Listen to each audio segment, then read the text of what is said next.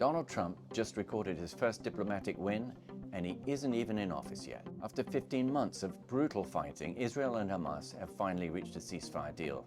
So let's give credit where credit's due. It isn't that Trump and his foreign policy team came up with any kind of new solution, nor was it Trump's threat to let all hell break loose that did the trick. Hell's been breaking loose over Gaza ever since Hamas attacked Israel on October the 7th, 2023. The agreement is simply a result of Trump's clarity in saying that it must happen, and it must happen now. Trump forced Israel's Prime Minister Benjamin Netanyahu to confront a choice: either play ball or alienate the most amenable leader ever elected to the White House, even before he's in office. Timing also played a big role, because at this point, neither side has a great deal to gain by continuing the war. Of course, this is a phased deal, and the war isn't over yet.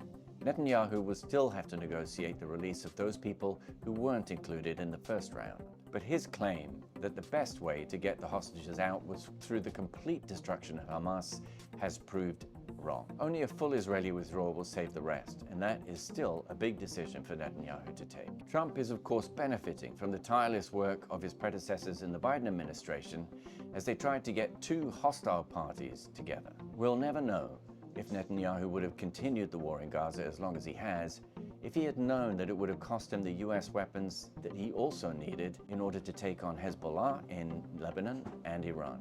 And that's because Biden never had the considerable political courage that it would have taken to force that choice on Israel. Not only would Trump have used that against Biden on the campaign trail, but it would have appalled most Israelis. Now that Trump's just days away from moving into the White House, he's the one who's going to be responsible for holding both sides to the ceasefire and driving through the rest of the deal. If he succeeds, he will richly deserve the peace prize that he so clearly wants.